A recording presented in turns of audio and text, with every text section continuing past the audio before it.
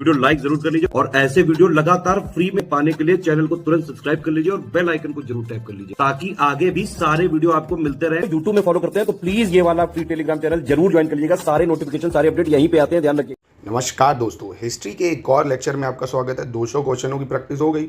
अभी चलिए हम लोग आगे अपने लेक्चर को कंटिन्यू करते हैं। 1000 क्वेश्चन कराऊंगा, शानदार तरीके से हिस्ट्री पूरी हो जाएगी। देखिए, ज़्यादा हॉटस्पॉट मत करिए, ये 1000 MCQ की प्रैक्टिस करिए, इसमें सब कुछ कवर है। प्लस PYQ को देख लीजिए, प्लस टेस्ट सीरीज़ को देख लीजिए, ठीक है। इससे आपको आइडिया भी लग जाएगा कि क्या क्या टॉपिक महत्वपूर्ण हैं।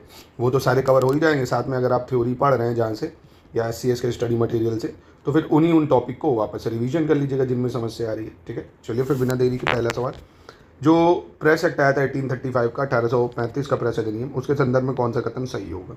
तो यह अधिनियम चार्ल्स मेटकॉफ के कार्यकाल में लाया गया था, चार्ल्स मेटकॉफ। और इसमें भारतीय प्रेस के प्रति लचीला दृष्टिकोण अपनाया गया था, फ्लेक्सिबल अप्रोच लाई गई थी इंडियन प्रेस के प्रति। और देखिए, चार्ल्स मेटकॉफ का टाइम पीरियड भी याद रखना, 1822 से 1845 तक रहता है। तो दोनों स्टेटमेंट इसकी सही हो जाएंगी, ठीक है। चलिए आगे 202 नंबर देख लेते हैं क्या कह रहे हैं। कह रहे एंचिसन आयोग जो बना था, एंचिसन कमीशन, उसका निम्नलिखित में से किस विषय पर सिफारिश देने के लिए किया गया था गठन। किसका? एंचिसन आयोग का। तो एंचिसन आयोग बना था पब्लिक सर्विसेज की रिकमेंडेशन देने के लिए, नंबर 1 चीज़।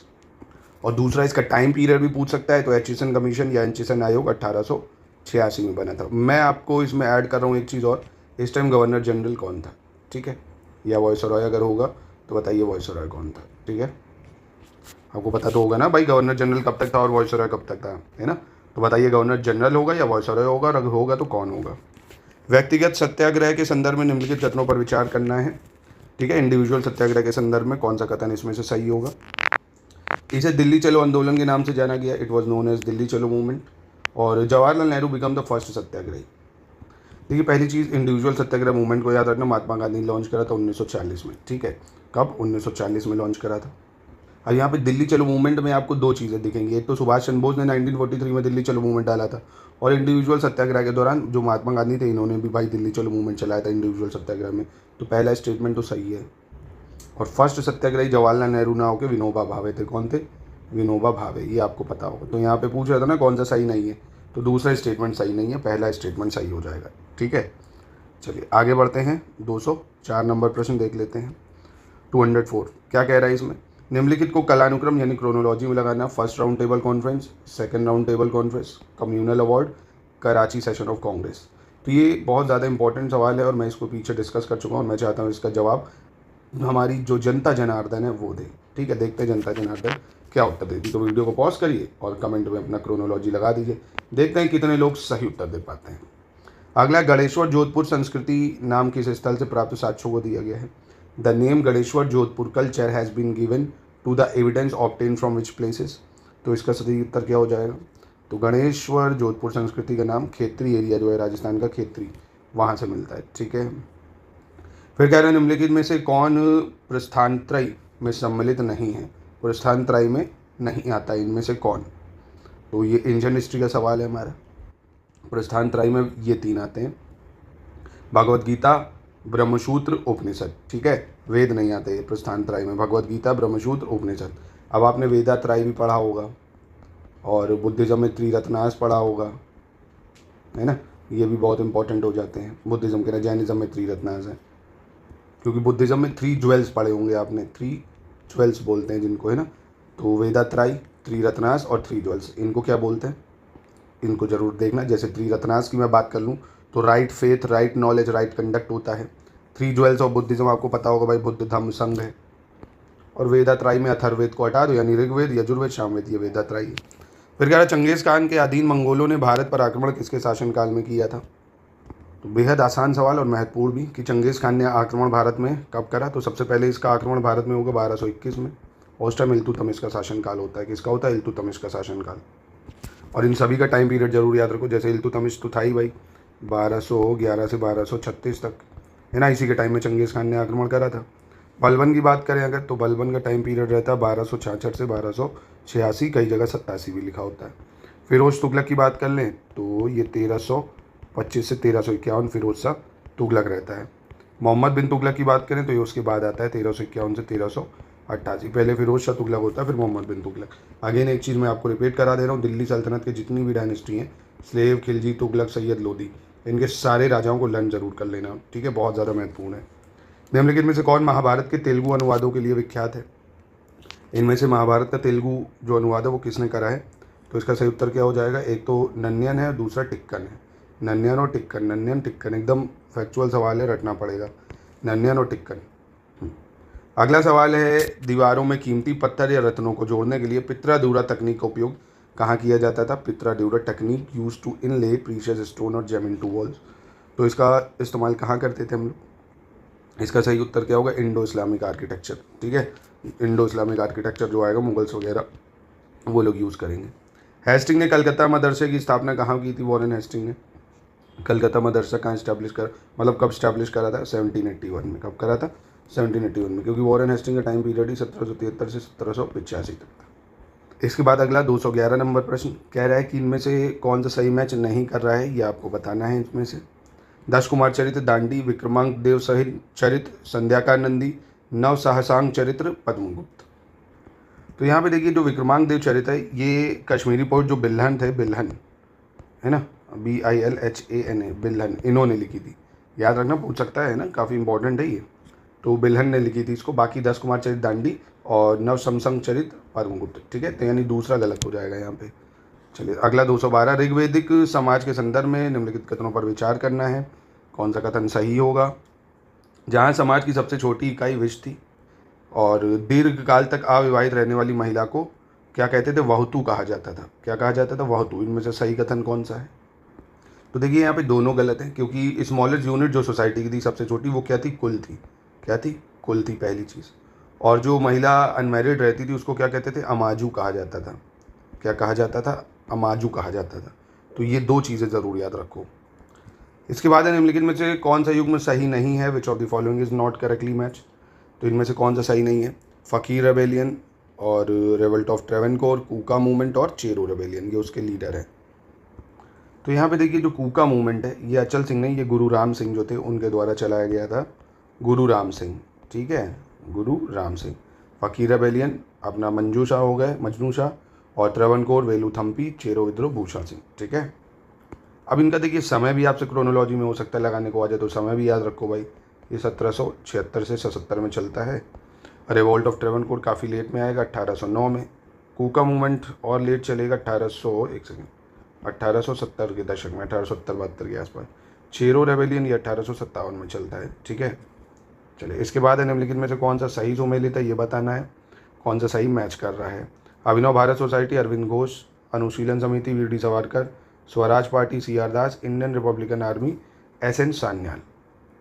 तो इनमें से देखिए सही सबसे पहले अगर देखें तो सही है, स्वराज पार्टी CR दास ने बनाई थी। इंडियन रिपब्लिकन आर्मी की बात करें अगर, तो ये 1930 के दशक में सूर्यसेन ने बनाई थी। किसने बनाई थी? सूर्यसेन ने। अभिनव भारत सोसाइटी आप सभी को पता होगा, विनायक दामोदर सावरकर द्वारा बनाई गई थी, वीडी सावरकर द्वारा। और अनुशीलन समिति ये सतीश चंद्र बोस जो थे उन्होंने बनाई थी अनुशीलन समिति, ठीक है। आगे देख लेते, काकोरी षड्यंत्र के तहत किन्हें फांसी दी गई थी?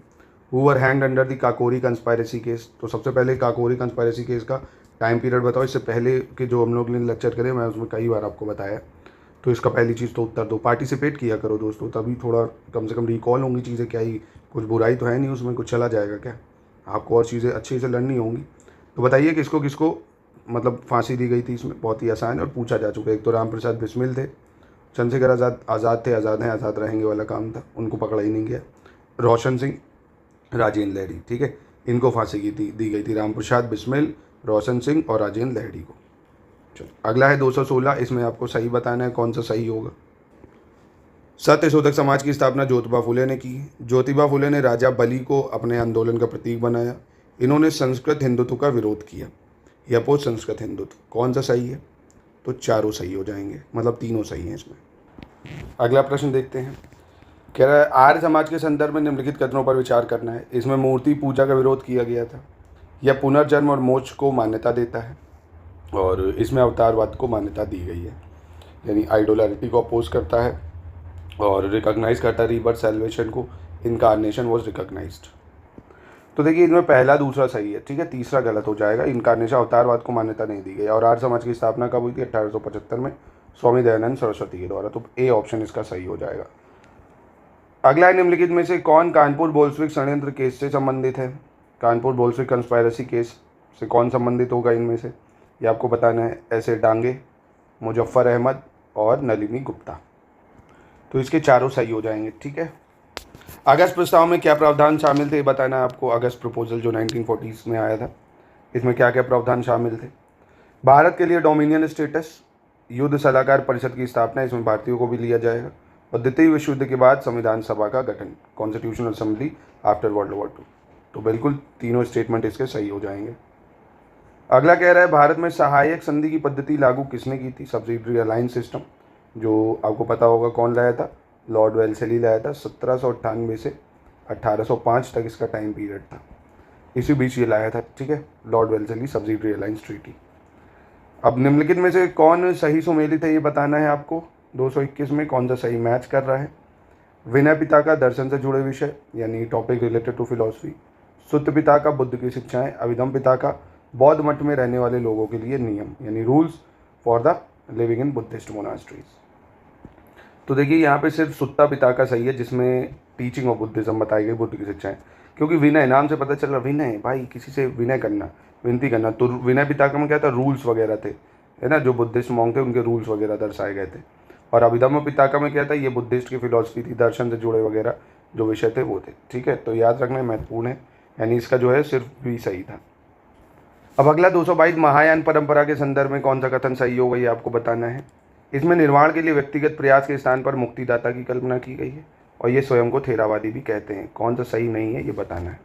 देखिए महायान हिनायन, ये जब 4th बुद्धिस्ट काउंसिल हुई थी कनिष्क के टाइम पीरियड में कश्मीर में, तब ये आया था। महायान जो थे ये क्या बन गए थे? महायान में बुद्ध की क्या होने लगी थी? प्रतिमा बना के पूजा होने लगी थी। और हिनायन तो पुराने थे भाई, है ना, ये बुद्ध को क्या मानते थे? इंसानी मानते थे, ग्रेट मैन। ये लोग भगवान मानने लगे थे महायान। और ये जो थेरावादी है ये हिनायान में चलता है, जो पुराने बौद्ध मॉन्क थे बहुत ज़्यादा, उन्होंने स्वयं को थेरावादी कहते थे, सारवस्तीवाद कहते थे, ये सब, ठीक है। तो यानी सिर्फ जो है दूसरा वाला ये गलत हो जाएगा, याद रखिएगा इसमें। अगला देख लेते हैं 223 नंबर। निम्नलिखित कथनों पर विचार करना है, कौन सा कथन इसमें सही है ये बताना है आपको। तो सबसे पहले कह रहे हैं, सुहरावर्दी संतों ने राज की सेवाएं स्वीकार की और उच्च पदों पर आसीन रहे। सुहरावर्दी संत। चिश्ती संत राजनीति से दूर रहे। चिश्ती संत स्टे अवे फ्रॉम पॉलिटिक्स। कौन सा सही है? तो दोनों इसके सही हो जाएंगे, ठीक है। निम्नलिखित में से कौन बौद्ध साहित्यिक ग्रंथ है इनमें से? ये आपको बताना है। बौद्ध लिटरेचर टेक्स्ट। उड़ान, महावंश, दीपवंश, ललित विस्तार सूत्र। उड़ान, महावंश, दीपवंश, ललित विस्तार सूत्र। तो कौन सा सही है? चारों स्टेटमेंट ठीक हो जाएंगे इसमें, ठीक है। अगला, अखिल भारतीय ट्रेड यूनियन कांग्रेस के संदर्भ में कौन सा कथन सही नहीं है? With reference to All India Trade Union Congress is not correct. तो इसके प्रथम सचिव दीवान चमन लाल थे। इसकी स्थापना 1930 में की गई थी। तो इसमें कौन सा सही होगा? सही नहीं होगा, मतलब कौन सा सही नहीं है? तो देखिए ये तो सही है। इसके पहले सेक्रेटरी जो थे all India Trade Union Congress के दीवान चमन लाल थे, और इसकी स्थापना 1930 में ना होकर 1920 में हुई थी, ठीक है। कब हुई थी? 1920 में। इंडियन नेशनल लिबरल फेडरेशन, इसके संदर्भ में क्या सही है बताना है। Which of the following correct in the context of Indian national liberal federation. तो भाई कौन सा इसमें से सही होगा बताइए। इसकी स्थापना सी आर दास ने की और इसकी स्थापना 1919 में हुई। तो ये दूसरा तो सही है, पहला गलत है, क्योंकि इंडियन नेशनल लिबरल फेडरेशन की बात करें तो सुरेंद्र नाथ बैनर्जी जो थे उन्होंने इसकी स्थापना की थी। सुरेंद्र नाथ बैनर्जी, ठीक है। तो यहाँ पे सिर्फ आपका दूसरा सही है, पहला वाला गलत हो जाएगा। फिर नायक विद्रोह के संदर्भ में आपको सही विचार करना है, कौन सा कथन सही होगा नायक विद्रोह के संदर्भ में। इसका केंद्र महाराष्ट्र था। इसका नेतृत्व अचल सिंह ने किया था। इन्होंने कंपनी के खिलाफ छापामार युद्ध चलाया था, यानी गोरिल्ला वॉर चलाया था। तो देखिए इसका पहला गलत। जो नायक अपराइजिंग इसका मेन सेंटर एमपी ही था, क्योंकि ये ट्राइबल मूवमेंट था एक तरह से, है ना, तो वहाँ चला गया था। एमपी इसका मेन सेंटर था। बाकी ये दोनों बिल्कुल सही हो जाएंगे। अचल सिंह और दूसरा कौन हो जाएगा आपका? गोरिल्ला वॉर चलता था, वो भी ठीक है ना। 228 देख लेते। गांधी जी ने हरिजन कल्याण हेतु अखिल भारतीय छुआछूत विरोधी लीग की स्थापना कब करी थी? All India untouchability league Gandhi ji ने इस्टेब्लिश करा। कब करा? 1932 में। कब करा था? 1932 में करा था। निम्नलिखित जोड़ों में कौन सुमेलित है ये आपको मैच करना है। इनमें से कौन सा सही मैच कर रहा है। तो शूद्र का मृच्छकटिकम भवभूति नागनंद भाष आपका स्वप्रवासवद्धता। तो देखिए पहला और तीसरा तो सही है। नागनंद हर्ष ने लिखी थी, जो हर्षवर्धन था उसने लिखी थी, है ना। तो पहला तीसरा सही हो जाएगा। बौद्ध धर्म के संदर्भ में निम्नलिखित कथनों पर विचार करना है, कौन सा कथन सही होगा। इसमें वेदों की प्रमाणिकता को अस्वीकार किया गया है बौद्ध धर्म में, और सम्राट अशोक ने महायान संप्रदाय को संरक्षण दिया है। तो ये वाला तो देखिए अभी बताया था, आपको याद होगा अगर, ये तो अभी बता दिया मैंने कि महायान सेक्ट को संरक्षण वगैरह जो कनिष्क के शासनकाल में सब आए थे। वेद जो है, वेदों की प्रमाणिकता को नहीं स्वीकार करता था बुद्धिज्म, तो पहला वाला सही हो जाएगा। शिवाजी के अष्टप्रधान के संदर्भ में सुमेलित कौन सा है ये बताना, और अष्टप्रधान जरूर कर लेना। शिवाजी बहुत ज़्यादा न्यूज़ में रहे हैं इस बार। कौन सा सही है, जैसे सरे नौबत सेनापति यानी कमांडर, और वकायनिवश जो वकीय नेवी का chairman of intelligence department, Sumant foreign minister, ठीक है, विदेश मंत्री। तो यहाँ तीनों सही हो जाएंगे। याद रखना ये सवाल फंस सकता है आपका। कांग्रेस के कोलकाता अधिवेशन जो 1906 के संदर्भ में, उस पर विचार करना है आपको, कौन सा कथन सही है यहाँ पे। इसकी अध्यक्षता दादा भाई नौरोजी ने की थी, और इसमें स्वराज को मुख्य लक्ष्य घोषित किया गया था। तो यहाँ पे भी दोनों सही हैं। कांग्रेस का कोलकाता सेशन 1906, ठीक है, स्वराज को मुख्य लक्ष्य घोषित करा, दादा भाई नौरोजी ने इसकी अध्यक्षता करी, दोनों सही। अगला 233, निम्नलिखित में से कॉमनवेल्थ पत्रिका का प्रकाशन किसने प्रारंभ किया था। कॉमनवेल्थ मैगजीन की शुरुआत किसने करी इनमें से। तो कॉमनवेल्थ अखबार है एनी बेसेंट का। किसका है, एनी बेसेंट का। अगला है कांग्रेस के किस अधिवेशन या हरिपुरा में सुभाष चंद्र बोस अध्यक्ष बने थे। कौन से नंबर का अधिवेशन था कांग्रेस का वो, तो इसमें फंस सकते हो आप, मुझे लगता है। तो 51वां अधिवेशन था, मिला सकते हो ना। कांग्रेस का हरिपुरा सेशन कब हुआ था भाई, 1938 में हुआ था, और पहला कब हुआ था, 1885 में हुआ था। हो गया, मिला लो। तो चलो आगे देखते हैं। किताब उल रिहाला नामक पुस्तक किसने लिखी थी। हु रोट द किताब उल रिहाला। ये भी काफ़ी आसान प्रश्न है, डायरेक्ट सवाल है। तो किताब उल रिहाला थी इब्न बतूता की। किसकी थी, इब्न बतूता, ठीक है। जलियांवाला बाग हत्याकांड कब हुआ, ये तो आप सभी को पता होगा, बच्चों को पता होगा, 13 अप्रैल 1919। भीमराव अम्बेडकर का जन्म कब हुआ था, ये काफ़ी महत्वपूर्ण सवाल है जो आप लोगों को नहीं भी याद होगा। तो भीमराव अम्बेडकर का जन्म कब हुआ था, 1891 में। 1891 में। मैं इसमें एक सवाल ऐड कर रहा हूँ, भीमराव अम्बेडकर को भारत रत्न कब मिला था, ये बताइए। भीमराव अम्बेडकर को भारत रत्न कब दिया गया था। उधम सिंह ने माइकल ओ डायर को लंदन में गोली कब मारी थी। उधम सिंह को, उधम सिंह ने मतलब जो डायर जलियांवाला बाग कांड का मेन दोषी था, 1940 में लंदन में जाके गोली मारी थी, ठीक है। अगला सवाल 239, वास्को डिगामा भारत तीसरी बार कब आया था। When did Vasco da Gama came to India at the third time. ठीक है, आपने कई बुकों में से 2 बार ही पढ़ा होगा। SCS देता है आपको 3 बार भारत आया था। तीसरी बार कब आया था ये जरूर याद रखो, 1524 में, ठीक है। कब आया था, 1524 में। भाई आपने पहला याद रखा होगा 1498 में आया था, दूसरा याद होगा 1502 में आया था, तीसरी बार याद रखो कब आया था, 1524 में आया था, ठीक है। हैमिश बौद्ध मठ कहाँ स्थित है। Where is Hemis Buddhist monastery located. तो हैमिश बौद्ध मठ कहाँ है, लद्दाख में। हैमिश बौद्ध मठ कहाँ है, लद्दाख में। निम्नलिखित को सुमेलित करना है, इनमें से मैचिंग करनी है हमें। गुजरात, यूपी, पंजाब, हरियाणा। बनावली, रोपड़, आलमगीरपुर, सुरकोतदा। तो बहुत आसान है। बनावली कहाँ है, हरियाणा में है। आलमगीरपुर उत्तर प्रदेश में है। रोपड़ पंजाब में है। सुरकोतदा आपका गुजरात हो जाएगा, ठीक है। तो इसके हिसाब से मैचिंग क्या बन गई, बी बन गई। कश्मीर के शासक जैनुल आबदीन के संदर्भ में निम्नलिखित कथनों पर विचार करना, कौन सा सही होगा। इसने हिंदुओं के प्रति उदार नीति अपनाई थी, इसने जजिया हटा दिया था, और इसमें बादशाह के नाम भी, इसे बडसा के नाम से भी जाना जाता है, बडसा, बादशाह नहीं। तो ये भी सही हो जाएगा। और कश्मीर तो आप देख ही रहे हो, पहलगाम इशू के बाद कितना न्यूज़ में हो सकता है इस तरह का सवाल आयोग पूछ ले, जैनुल आबदीन के तौर पे, ठीक है। अब इसमें से कौन सा सही मैच नहीं कर रहा है आपको ये बताना है। 243 में कौन सा मैचिंग नहीं कर रहा है। जैसे हौज खास ये अलाउद्दीन खिलजी ने बनवाया। फिरोज़ाबाद फिरोज शाह तुगलक। आगरा सिकंदर लोदी। तुगलकाबाद मोहम्मद बिन तुगलक नहीं, गियासुद्दीन तुगलक ने बनाया था इसको। गियासुद्दीन तुगलक है ना, मोहम्मद बिन तुगलक ने। कह रहा वीर शैव आंदोलन के संदर्भ में गलत कथन का चुनाव करना है, कौन सा गलत है। तो वीर शैव आंदोलन अगर आपने सुना हो, इस आंदोलन के प्रवर्तक बसवन्ना को माना जाता है। नंबर 1, यह उत्तर भारत में लोकप्रिय था। इन्होंने ब्राह्मणवाद का विरोध किया और इसमें कर्मकांडों का विरोध किया गया। देखिए कर्मकांडों का, ब्राह्मणवादों का विरोध ठीक है, उत्तर भारत में नहीं, ये दक्षिण भारत में चला था वीर वैशव आंदोलन, ठीक है। और इसके जो प्रवर्तक हैं वो कौन थे, बसवन्ना। अगला है उदयगिरि की गुफाओं के संदर्भ में कौन सा कथन सही है ये बताना है। एक बार ये जरूर देखा करो, सही है पूछ रहा है या सही नहीं है। तो ये मध्य प्रदेश में है, यहाँ स्थित वरा मूर्ति प्रसिद्ध है और इनका निर्माण चंद्रगुप्त द्वितीय के संरक्षण में हुआ है। तो कौन सा सही है, इनमें तीनों स्टेटमेंट ठीक हो जाएंगे इसमें, ठीक है। थांका चित्रकला के संदर्भ में निम्नलिखित कथनों पर विचार करना है। With reference to thangka painting consider the following statement.